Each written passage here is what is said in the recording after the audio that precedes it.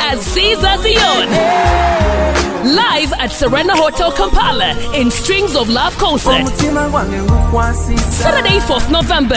Entrance is only 150k. Early birds are 100k and a table of 8 goes for 3 million Ugandan shillings. All tickets can be bought at www.quicket.co.ug. Strings of Love concert is powered by Arapex Style Adhesive, Stream Life Avenue, Capital Radio, Climax, Platinum Wellness Spa, Phenon, Galaxy FM and Maestro Studios. Come feel the real love with the king of guitar as Caesar Zion. President Museveni ate yakyogera direct Joe mu December. Yagamba HIV AIDS, if you have HIV AIDS, don't present as if you are normal. There are some things you cannot do. He said for us in the army, if you have HIV AIDS, we cannot have you. You have a disability. You cannot do press-ups. The operations you cannot do. Nagamba, don't use having medicine to treat you as if you are normal. Nagamba, HIV is a disability. Kati president oba yakyogera. Kati nange nenjogera nti bana mulekerawo okweraga nti oyina HIV ng'alinga ng'ali absolutely normal. Kati nze ne banteeka ku mabbali president tebamwogerako. Era ngenda kwa apiiringa ntwale ekizibiti kya president Museveni ngambe muyite ajje gonza musindika ya sente eri abagalwa abo mu nyaffe Uganda ng'okwisa enkola ya tap send enkola eno nnungi ate nga yeesigika kati genda mu simu yo odownloadinge app ya tap send TAP olwono nawe weeyunge ku mpeereza ennungi mu kusindikira abagalwa abo kozesa promo code Kasuku nga toyawuddeemu abali mu UK ojja kufuna pound 10 Europe ojja kufuna euros 10 USA ojja kufuna dollars 10 Canada ojja kufuna dollars 10 ate nga kino kisinzira mu nsi mw'obooli kati gwe abadde atawaanyizibwa mu kusindika ensimbi eri abagalwa abo okumanya ebisingako okufuna app ya tap send ebifudde byangu nga tukusindikira abagalwa baffe ensimbi mu bwangu ddala.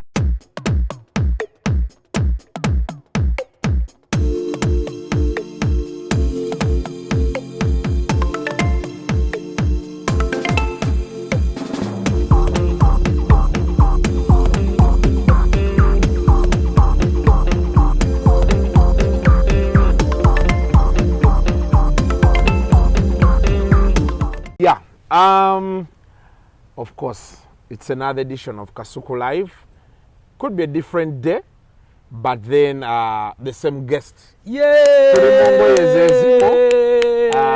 Bo alaba part 1 yaffe. Twakusuubiza nti tulina part 2 ne Pastor Sempa Gabriel Baba Gwanga Muje. Kati oyina emisango mu kooti. Twase mulaba waliwo there's sometimes twashotingira ku jikoni nongamba yoba mwali mugenda filing oba mwali muteka mu reply yamwe waliwo NGO wali ya health Sehud you stigmatized omulwadde wa sirimu nawulidde nti baganye okuddamu byogerako. And I'm appealing. Njagala mumanyi ekintu kye nayogera nagamba nti twali twogera ku nsonga za empaka z'abannalulungi abasinga okubeera nti ate balina siriimu kati nze I think there was a beauty pageant. Yeah. So what I said, it would be good to know naga nti I have it here, a beauty contest of the prettiest girl with HIV is a campaign to sexualize and make celebrity of having a deadly and contagious virus. In the history of public health, we have never had beauty contests for similar sexually transmitted diseases such as gonorrhea, syphilis, genital warts, chlamydia, nor hepatitis B. Can you imagine a Miss Gonorrhea or Miss Genital Warts? That's just insane.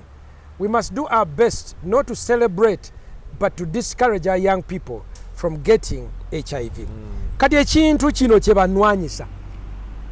Kino kye bavaako. Nebaga no tosobola kwogera konze no. I have freedom of speech. Nebagamba and expression.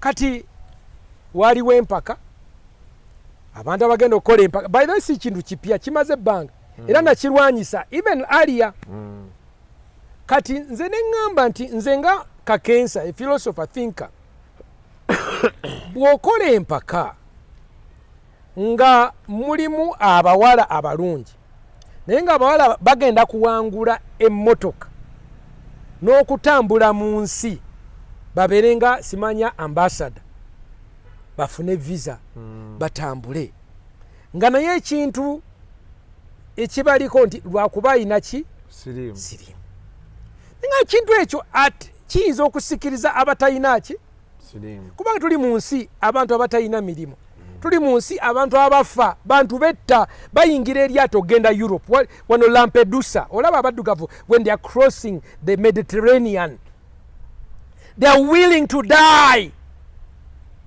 waliwo abalinnya ennyonyi waliwo abalinnya emmeeri people do desperate things to cross to try and get another life abaga nti ekintu kino kyemukola mufuneeyo ekirala nti pastor ekintu kino tulwanyisa stigma tugezaako okuyamba abantu baleme kuwulira bubi nga tebamira ddagala bamire konze it is okay naye mufuneeyo another tool which can balance not a beauty pageant egamba waliwo messaging eri delicate because you see mulimu ebintu bibiri abantu tubaagala era tubawagira we should always love and support people naye akawuka tetukaagala era tetukaagala katambule kati okusobola okubalansinga ekintu kino it's not easy you need something to deliver that message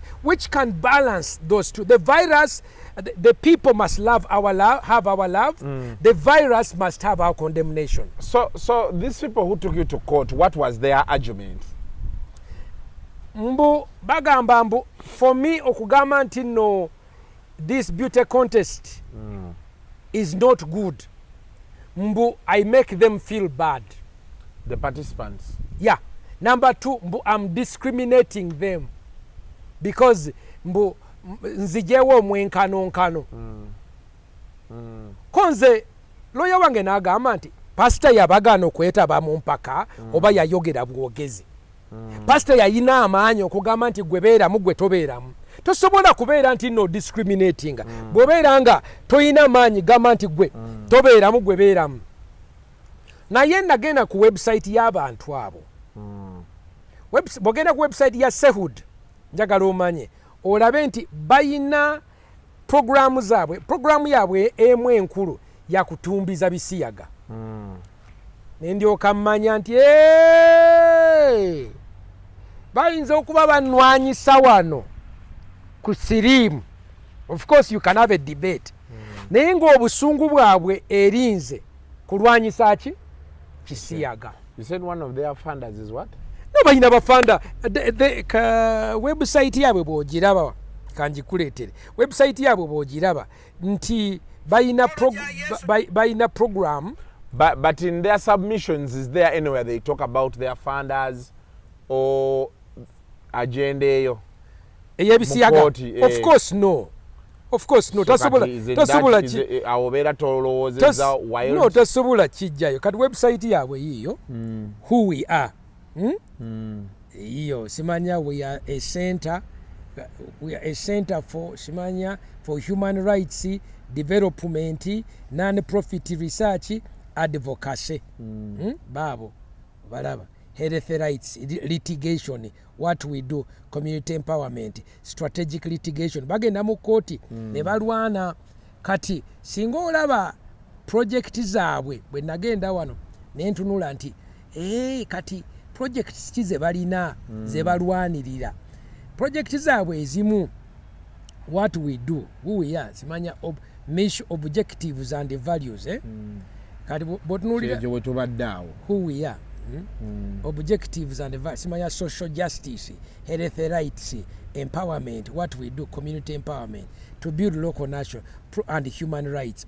Buli wawulira human rights manya nti waliwo we bakitegeera ate baffe tukitegeera kati babo bazze then botunuli you're saying that one for the what time every time you tell me everywhere you see human rights manya so kimanye manyi kati human rights bagiyingiramu kati so kati omusango gwakusinze omusango gwa bagamba toddamu byogerako bagamba mbugendo deleting tweet zo zonna toddamu okwogera ku HIV okustigmatizing abantu konze I'm not stigmatizing people owulira and I don't want to stigmatize so punishment ujje wafunye yeyo yokka delete they didn't tell you not to talk about these things again no bagambu don't stigmatize kati manya atya nti stigmatizing but stigma you know what stigmatizing what is stigma means.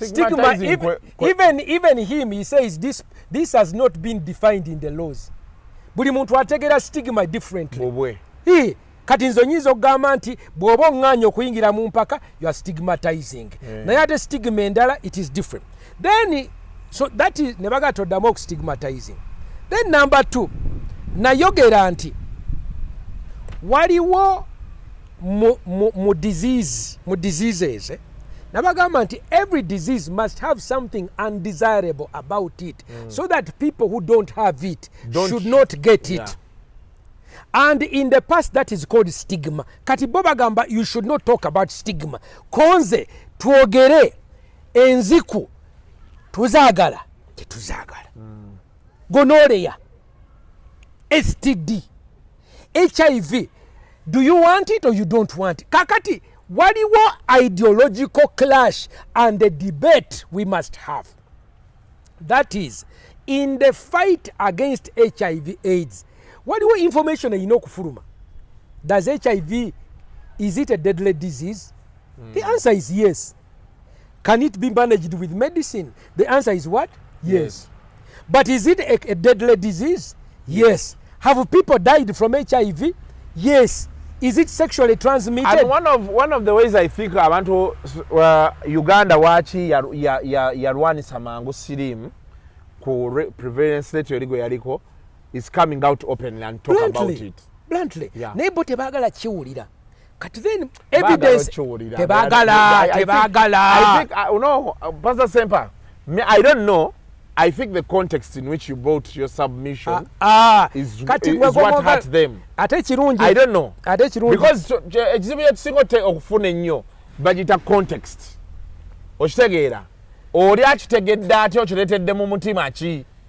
Ate kirungi. Kuba ekyo nakyo weekiri. Nyinza okugamba nti Sempa mukyala wo mulungi naye akagoye ako kamunyumidde naye anyway kale kamunyumidde otegedde yes I have said kamunyumidde but the connotations and the context the phrasing ate omuntu bw'oba tomwagala President Museveni ate yakyogera direct jo mu December yagamba HIV AIDS if you have HIV AIDS don't present as if you are normal there are some things you cannot do. He said for us in the army, if you have HIV AIDS, we cannot have you. You have a disability. You cannot do press-ups. There are operations you cannot do. Nagamba, don't use having medicine to treat you as if you are normal. Nagamba, HIV is a disability. Kati president oba yakyogera. Kati nange nenjogera nti bana mulekerawo okweraga nti oyina HIV ng'alinga ngali absolutely normal. Kati nze ne banteeka ku mabbali president tebamwogerako era ngenda kwa apiiringa ntwale ekizibiti kya president Museveni ngambe muyite ajje akiddemu oba bagamba nti nno tetalina kwogera bagezaako kusirisa emimwa gyaffe we cannot look freedom of speech is non-derogatable. I can think and it does ani ono kavubuka kikano ono lawyer yali agamba nti we have a right to criticize even insult ono ani semakadde we have a right to criticize we have a right to freedom of speech it is okay nange I have a right so for me I'm going to go all the way to the top kat by the way abantu bano nze nabalaba ekintu kino bakiyisa manju lwaki what they are gonna do is this. Number one, bakwata abantu kati in the Western world, HIV was led by the campaign of gays, homosexuals. Whenever you would call the HIV hotline, you are calling the gay hotline. Era mu kitabo kyange kye nawandika nakola research ne bagamba nti okuleeta ebisiyaga mu Africa, we must use HIV to normalize homosexuality. kati bagenda kusooka bayombere wano ng'olowooza tulwana HIV naye after that balyoke competition y'abavubuka abasiyazi naye nga beekwese mu ki mu HIV ne baga tosobola bagambako stigma cause no we must continue to fight for our people to be able to be treated. Nobody should be discriminated. By that, discrimination has been defined in our constitution, but stigma has not. And we must have it defined. Otherwise, for someone it means this, someone it means the other one. So, abantu aba appreciating a freedom of speech. Sagala mukankane. By the way, wadde omuvubuka wange ono alien skin waliwo oluusi byakola byesaga tujjo namulaba ava mu kesi y'abafu tuli yayimba akayimba simanya nebaza sitaani ne mukubira essimu kyali wange negato ekino ekyo kikola manya yagera nnyo okuddugaza emmeeza naye nga balabika wadaddeko airtime wadde ova kuddugaza ne mugamba alien akayimba tokaddamu ako olabe kyomwagalako ki still danger still danger kantu ako nze kankolera kuba bwembeera ne baga pastor abasiyazi tobatya konze teka mu alien skin yao you know me see danger nekayimba nowaga now tetujja kubatya. Speaking of that, sure. Yesterday mu mawulire I think setting the dates for hearing. Yes. Nabye ne lawyer Nicholas Opia. Yes. They are supposed to exchange notes. Yes. Yeah. Like yeah. I think the case by natilo tani ko gowulira. Wano ngambye wasaba bagukugatteko. Yes.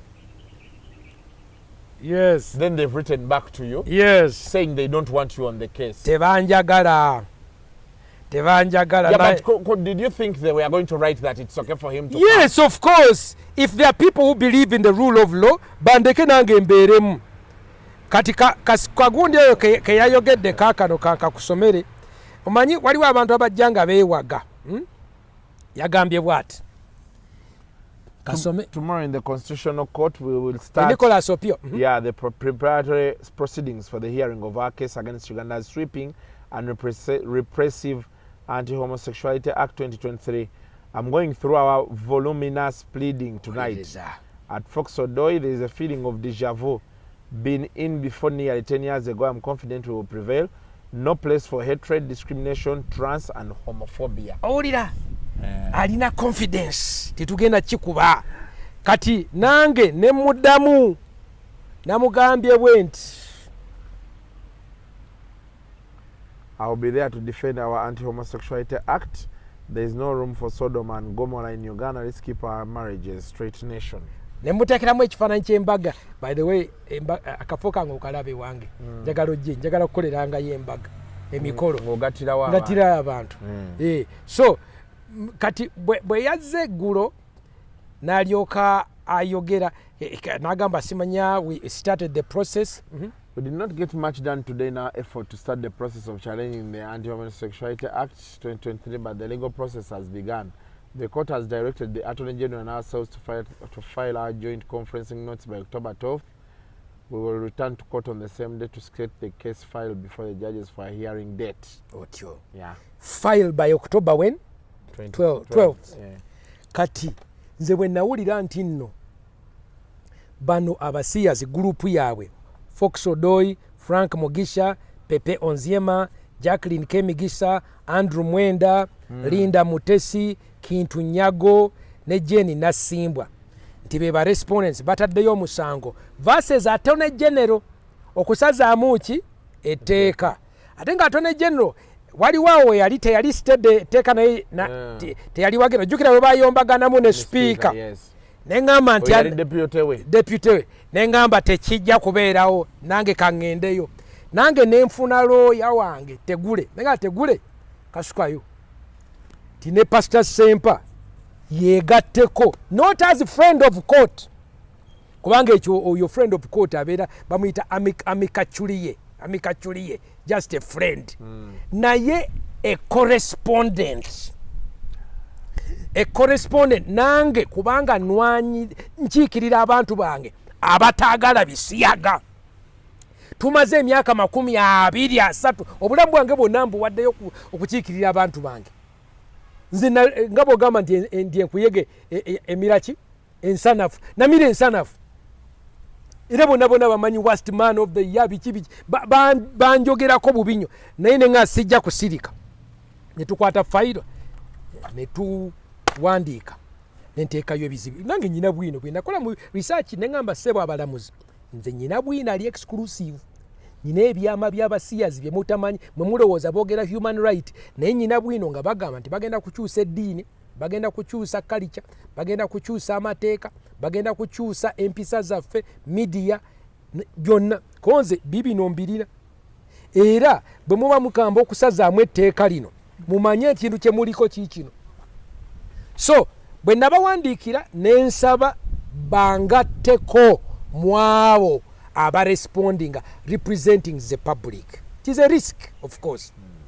Kati abantu abaloopayo emisango balinga oba basatu wali bano then waliwo Rutaro then ne Winnie Byanyima naye yazobanga friend of court oba kyali oba waliwo n'omulalo w'okusatu Sylvia Tamale kwali ne Sylvia Tamale inayo group endala Sylvia Professor Tamale wa School of Law. Kati bano ne bawandiika banzizeemu aba Frank Mugisha Fox Odoy ne bagamba I am Pepe Onzima omanyi ono gwe nali mugundi naye why are you gay oyo gwe namulaga research namutwalira zi carrot ne muyigiriza biology. It's very simple using a carrot and chicken. I'm an adult Ugandans that I'm a human rights activist. All you have siyazi beita human rights activist. That with the help of my lawyer, I've read Pastor Sempa's thing. That I'm advised by my lawyer that what simanya it is full of falsehood, hearsay, and unsubstantiated. That it is vexatious. But my application is frivolous, vexatious, abuse of court process. Tebanjagala ngendeyo mbu it is a disguise application mbu simanya then nebatandika okuleeta bu Pastor Sempa is a liar and an ex-convict simanya ne baleeta omusango Pastor Sempa versus Pastor Male versus government mbu pastor yayogera ku Pastor Kayanja gwe baleese mbu Pastor Sempa therefore si muntu mulungi kwogera mu court kati bannange simanya because of the falsehood misguided conjecture we should be dismissed with the costs kati tebanjagala that I'm advised nayogera bingi oluzungu lungi nga bwolulaba ne bateekako judgment zino eza 2000 oba wene ezakayanja nga bwe batutwala mu kooti ensonga ezo zibadde sagana jijjayo kubanga yannaku nnyo okulaba omusumba nga ayombesa omusumba ki munne it's so bad. Yeah. Naye sadly I had to respond. I had to what? To respond. Ensonga eyo teyaggwa. You know why? Even today mu court wali abaana bala 12 bwe nabagambye. There are 12 other boys in court besimanyiiko who are also accusing Pastor Kayanja of the same. Okiwulira? I don't know them. Omusango gwabwe sigumanyiiko sagala gubeera namu nenze babinteekamu ebintu bye simanyi nako. Please ne mbagamba nze ndi mu struggle kulwanyisa bisiyaga si kulwanyisa basumba naye tosobola kuŋŋaana kuyingira mu kooti okulera bwino. I have volume nze voluminous.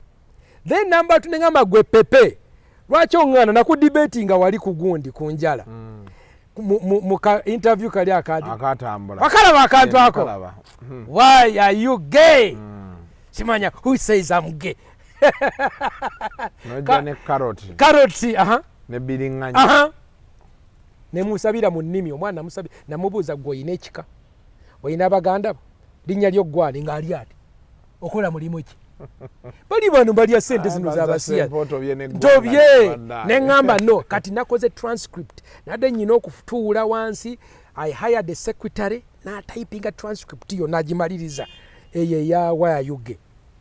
I'd never taken time kati yonna nagitranscribe nze nenjiteeka mu document zempeereza nafunye document nga 6 era kati olwaleero bwe mba wano ngenda gifuna ngisayininge ngiweerezeeyo mu kooti tubiisanye.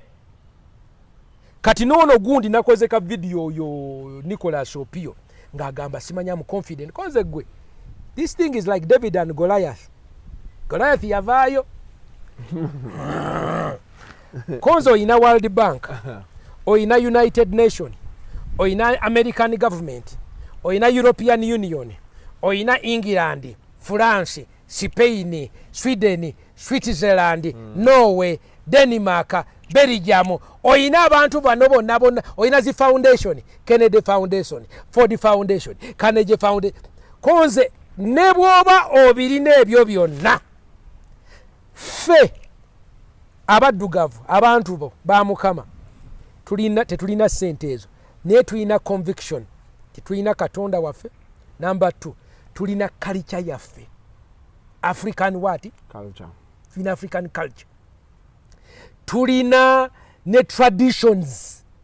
Tiffe tetumanyi musajja kuteeka musajja munne waya. Tetubimanyiko, tobituleetera. Tetumanyi bakazi kusala mabeere ne beefulanga abasajja. Tetubimanyi. Oba mutuleetera lubaale mupya nga lubaale wa kusiyaga abasajja ku basajja tumuganye. Era ne mugamba I'm going to meet you in court. Kati nze siyina ssente naye ne ŋŋamba nti Pastor Sempa sijja kusirika kasuku kubanga mujja ku abaana bange bajja kumbuuza wali okola kinga ebisiyaga bijjawa Wera chebade but anyway I asked you that question last time. Nompa answer. Chembade njagala okubuuza what your interest is. Eteeka lyayita abagenze mu kooti bagenze ate era ogamba nange nina okubaako kubagenda. Bali balisazaamu mwana nkimanyi kawuka kaali kakolwe bw'okalaba okadduka. Bano bwe batemerayo ssente ng'oli okugamba ki bwe batiisatiisa bajjako visa nga tusirika. No, nze nawaayo obulamu bwange ku nsonga eno. Ate mwe abali e Bulaaya kanjogere kino kasuku kanjogere kati mwe abali e Bulaaya mumanyi pastor kyayogerako. It is difficult for you even to talk. It's difficult. Abamu munoonya status naye nga olaba abajja ne baclaiming okubeera abasiyazi be bafuna visa immediately. Abaana bamwe babagamba simanya pronouns zifuuse pronouns obimanyi nti omuvubu weyitaani oli musajja yeyita omukazi omukazi yeyita omusajja simanya iti biki abaana babayigiriza ebitabo bateeka mu masomero public schools mu America public schools mu Europe bakimanyi abasinga mufa mu mutima temumanyi na kyakola naye at least tubeeranga tiimu nti abazannyi babeera 10 n'abameka striker babeera 2 namba 9 ne namba 10 aba 10 kati bannange Mukama yannonda nti gwe Sempa nkuwadde obeere namba 10 kiikirira abantu bo ate nampa unique abantu balinga bambuuza Sempa lwaki wawasa omukazi omuzungu nalinga sitegere ne wagati abakazi abaganda bagwayo in ne maama wange yambuuza mwana wange owasiza omukazi omuzungu tebabadde bakazi baddugavu tewali bakazi baganda. Mama wange bwe namubuulya Dorothea Namuli naye nti maama naye nze kintu kino nakiwa Mukama naye nga Mukama abakazi abalungi bangi nnyo mu nsi yonna banayina abawala okuva mu nsi yonna nene mugamba Mukama gwe rondayo oyo gw'omanyi kuba nze simanyi future yange naye oyo gwe nnyina okuba naye gwoba okola ki ononde nanendira Tracy namusinga nowandegeya era namusabira wali ku muzikiti awe wandege ku muzikiti we namusabira kunfumbirwa nakkiriza Ogambye namusabira wali ku muzikiti. Ku muzikiti. Kyendowoozezza kirala. Begging your son. No, namugamba. I told Tracy, I really like, being with you. Bichi. Nagamba, if you ask me, I will tell you. Because will you marry me? Nagamba, I will be the proudest woman. Kanakkiriza. Kati myaka. Okuvulu. 30 years later. Kati nze sitya muzungu. Banagenda mu America. Nasooka ne nsaba visa wane mirundi 6 ne bazinnyima. Naye bwe nagenda ne bampa green card on arrival at the airport green card because nasaba visa ey'obufumbo bagito bawate ng'olina okufumbira oba mu myezi mu nnaku oba 6 oba wate kati nikinyamba n'okunyamba tebyali bizi embaga twagikola simple makanzu busuuti biki bagayi ne bava Boston twagikolera mu New York then ensoma nenkola biki nenkomawo kati omuzungu zisimuti I'm not I gotta tell you that. No, waliwo abantu baffe by the way. Those those who are suffering the after effects of such a decision passed by parliament bo balowoozaako ki kansoke malirize kuba gwe totya sitya naye bambonyabonyeza nnyo sente zange ze nalinga nfuna emirimu gye nalinga nkola bantaddeko ebyakalebule okutuusa lwe nagenda mu America ku embassy ne ngamba oba obulumi bunaabeera buno mukwate passport yammwe mugitwala ne bagikoddiza ne baginziriza kati you're still an American citizen bw'oyagala ofuluma anywhere I want to go naye tebasobola kukkirizayo mu America natwala mwana wange nabatwala ku university recently Virginia ne mutwala n'emyaka ng'esatu emabega I have no problem. Okay, but for you you're sorted. But now there are people who want to go to America. I know. And they can't go. I know. Because of this situation that is in. I know. Yeah, and America, they say, is the land of opportunities. Listen. Listen. Kati World Bank here yatekako envumbo. Yeah. People are broke here, you know that. No, I'm just saying, people don't have money. No, of course. And most people are citing that with the donors withdrawing, they are withdrawing because of the law on the homosexuality bill. So where does this leave us as Ugandans? Kakati kansoke nkutandikire wano woba obuuziza ekibuuzo ekirungi. Omanyi sex change ono muwala pepe gye yakola bwekostinga.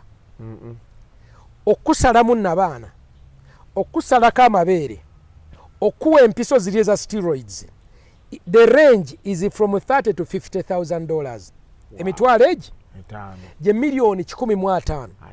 Kati njagala nkubuuze bwe baleeta enjiri ewano e Uganda nebeera ng'ekutte wansi ne waggulu ne bagamba just 1% of Ugandan youth tuli abantu emiliyoni 45 ne bagamba nti 1% of Ugandan youth basazeewo okubeera ba transgender.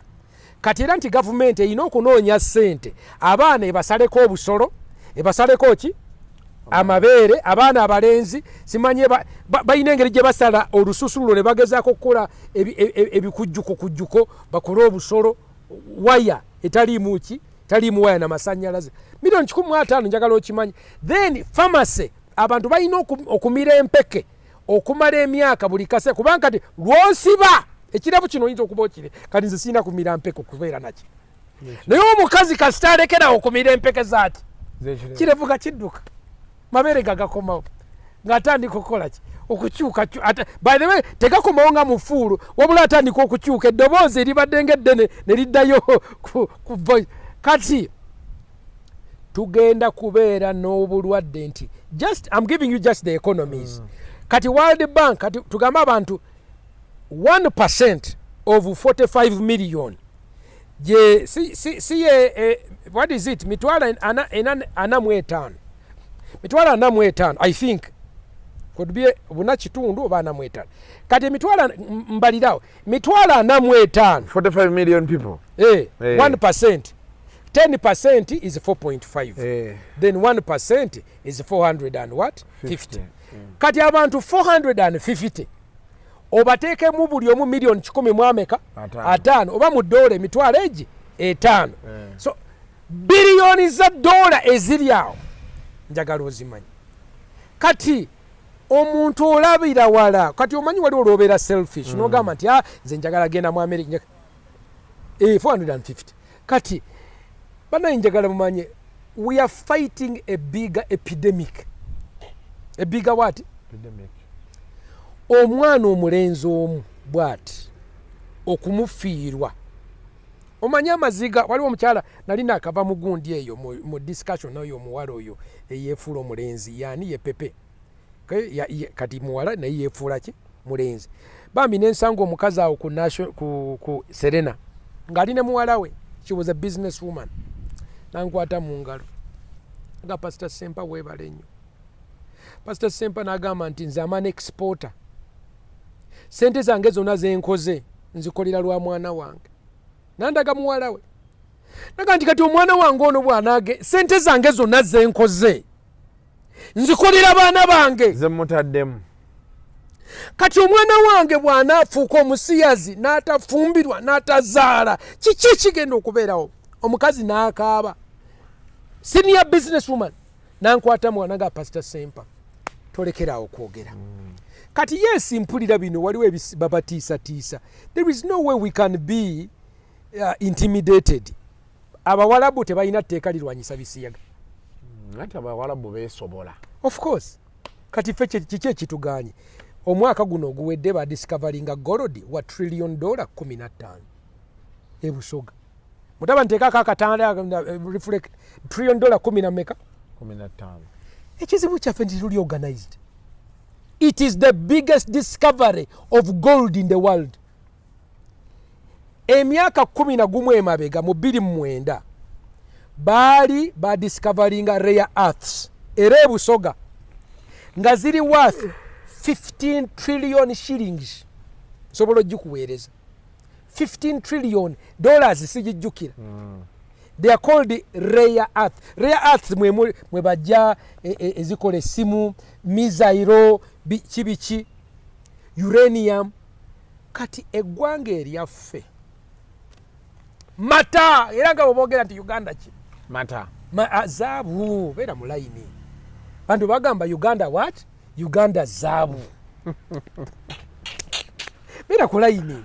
Beera ku main, sigala ku main tovaako. Senyigiriza nemba ku main. Sigala ku main. So we have the ability to sustain ourselves. Kasuku. This is the richest country in the world. Maybe one step below Congo.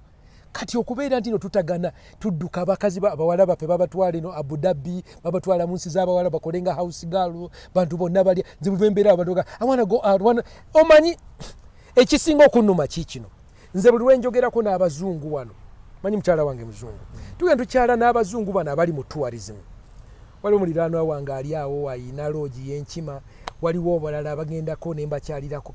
Omanya nti abantu bafuna dola empya n'enkadde wano mu tourism. Omanyi nti abantu abo abava e Bulaaya tebagala kuva Uganda. Bw'obagamba nti va Uganda agamba nti siva wano. Kana kayimba koli ku lulimba kana kaguni. Kayimba ki? Sijja kuva Kampala. Abo kye bayimba. Ogamba ku muzungu nti va Uganda. Sijja kuva Uganda bannange. Sijja kuva Nemeddeko ng'anyi eyeyita nsobola ntwale buli anoonya mu Uganda munsanga. Kati tebagala kuviira ddala wano. No banayikamba it is true. It is true we can ebula tusobola ogendayo ne tukola ne bannange eggwanga eryaffe. To me I actually think the greatest problem with my country is one. It is not lack of democracy. It is not corruption. It is not leadership. It is not old leaders. The biggest problem is identifiably one. Kimbuzo chichi. Disorganization. Eranze, I have a hypothesis that if we could increase the organization by 10%, Tumbiza by what? 10%. GDP will go up by 100%. Kati, lava. Job abadde bagenda New York. Njagala kukikubuulira. Just look at an example. Small example. Uganda yasindise abantu ogenda New York. Competent people oba good people. Vice President Alupo ayina delegation ye. Honorable Prime Minister Nabanja ayina delegation y'abantu bameka 70 mbunga alinamu ne guy wa gym instructor wabula ekyo kyanseseza. Yatambula ne guy we wa gym. Hey, ayagala wele nga bamukola exercise. But you know you can get addicted to something. Nakuyambako kola we. Tumutege tekitege no Obama naye yayina ono yayina gwatambula naye ekitegeera. Then number 3 then ani ono owa NRM Kasulani Lumumba. Kati waliwo tiimu zezi ate bonna bagenze kukiikirira kwanga ki kati bakomyewo batandise okola ki okelashinga nze oli samuwa permission ono namuwa permission oli samuwa permission ono namuwa permission. Kakati bw'obeera nga oli tugambe akwata emizimu ono w'engatto omanya omuzimu ogutaganya abantu. Waliwo emisamba, waliwo nnende, waliwo kiwumpuli, waliwo lubowa, owulira waliwo oguno gw'abalongo, gono bayimba simanyi. Mayanja mwana wange jango zina balongo twabazaala babiri ne nalongo Mayanja mwana wange jango zina balongo kati ogwo guwemula ogwo gwabalongo kasita gujja buli kintu kyonna kuwemula wali ogezeko kuwalula kwa balongo kati nze I am a scholar of Buganda era twafunako conversation sometime back mizimu gyonna ngisomako nyina ebitabo byensoma nenjiyiga era mama Fiina we twatuula wamu yanneewuunya nanjagala muwe ekitabo kyange nenga hase yakikuwa bana mugamba nti omusamba gwo gukutambuza wewe oli owali enkumba ogw'abakazi guli kutudde wali nkumba guva ku nnyanja kati omusambo gutaganya Uganda baguyita disorganization bw'otunuulira wano Kasule Lumumba akubagana nani Nabbanja akubagana nani Alupo ogubaguyita disorganization. Are you a Ugandan in the diaspora, working and residing in Canada, America, Germany, Sweden, UK, Denmark, working 2 to 3 jobs to survive while working extremely long hours, including weekends and special holidays, with no time to enjoy family? Here's your grand opportunity. Introducing to you a work-from-home online business with just your phone, laptop, and stable internet as you enjoy family time and still make millions online. You don't need any expertise when our professionals are on standby to take you through step by step. To find out more on how to work online, log on to www.jemaimamirembe.com or WhatsApp and call +44 794 9011 033. Facebook is Jamie DE Mentor. So I was asking, you feel that if we organize ourselves to soro kweyimiriza if only just 10%. Yeah. Era kasita okufunayo ng'omuntu akwata tugambe nkozesa illustration singa okwata ku mizimu 10 ejja n'okwatako omuzimu gumu ebisigadde bijja tambula byambuke eggwanga eryaffe lijja kukula in every area of life.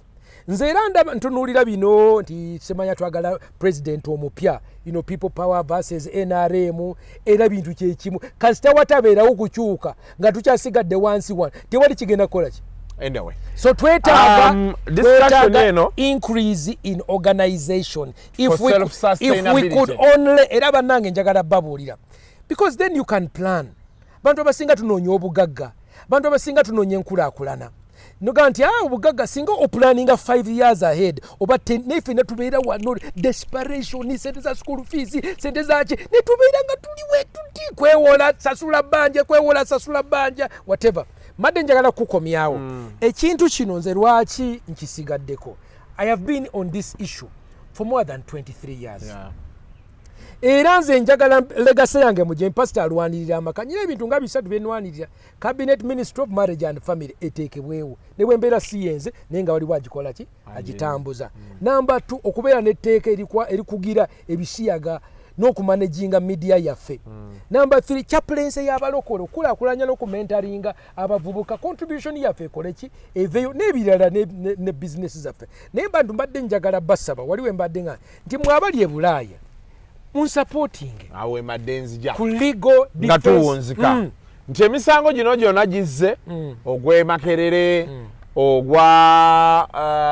ogwa stigmatization kati ayina ne guno gyonna agamba Pr.Sempa agamba akolera abantu. Yes. So mu supporting 0772 64 10 28 ansobere najjukira omwana anterewo enamba yawo bana ejintekereko 0772 64 10 28 ngezaako kukola ne products. I'm reimagining the Uganda matters. Yeah. Nga symbols of resistance. Omanyi bano ba artist abakuba aba Uganda matters babalinga bakuba in the Catholic tradition nti beewaayo ne bafa. Nejjukira kabaka yabawa option yes Billy.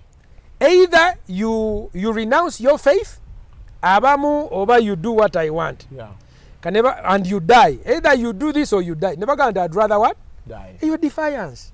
So you have t-shirts. Eno giraba ebisiya katukoze eki? Tubigana. Ono St. Gonzaga. Nalabye gundi naye yatandise campaign eyo Kayibanda. Kulwanyisa ebisiya. Tuli wamu naye. Then ono bamuyitani St. Charles Rwanga. Ebisiyaga tubiganye. Omulaba? I'm reimagining them bali more modern and trendy. Then ate tulinayo ono naye simanyi ono twamutaddeko essuuti ono Kizito omuto ayambadde nga suuti yakutte Bible. So you have these t-shirts out? Ngenda ziprintinga then waliwo n'abajulizi abasiraamu ono naye wuuno Nsubuga then tulinayo n'omulala Muddu awulira. Kati at the heart of this whole issue is the faith, because ekisiyaga kichallenginga faith yo. Because bagamba mu Bible yamwe mujooche ne Kuruhani mukole ki mujooche ne culture mujooche. So I want to, of course, bajiga biri homophobic, bagamba Bible eri homophobic. Era njagala mpumuze, njagala kulaga kabaka wa fono wa South Africa. Mwagala nnyo. Omulaba ono King Zwelithini. Omulaba anyambalidde yayogera mu 2012 nti abasiyazi bavundu. Gays are rotten, says Zulu King Goodwill Zwelithini. But traditionally there was no people who engaged in same-sex relation. There was nothing like that. If you do, you are rotten. It is wrong. Same-sex is not acceptable. Uyo, he's my hero. Era by the way ngenda kufuna, njagala kufuna omuntu akolera eddiba eryo. Ndiambale. Anyway. Tetugenda sukawo. Bw'obeera yayinayo, bw'obeera yayina fashion yeyo. Tetugenda kusukawo wano olw'embeera y'obudde. We have been here 3 hours. Emirimu emirala giyimiridde. Pr.Sempa mumuwagire. Enamba yankanjibawe nate. Endowooza z'awadde zize. Zange. We respect. Zange. Nga nawe bw'osobola ogera mu comment section n'oteekawo your opinion on this matter. It could be highly appreciated to having a feedback. Ekintu kyenyagadde mu bintu byammwe bino byonna nti tewaliiwo nnyo byakwekuba masasi kwetta kwekola ki. There has been civil discourse. Ideological discourse. People go to court, people come back. People exchange ideas on media platforms and and all those things. Katukusabire 0772 enamba yange WhatsApp MDN mobile money 0772 64 10 28 mu Luganda noti 772 64 10 28 mumanya ga Martin Sempa efuna sendi wevu efuna support mobile money esala mujiteeke yo nene tofali mulikoleki mulirete kama bawo mukisa. Until next time, bye bye.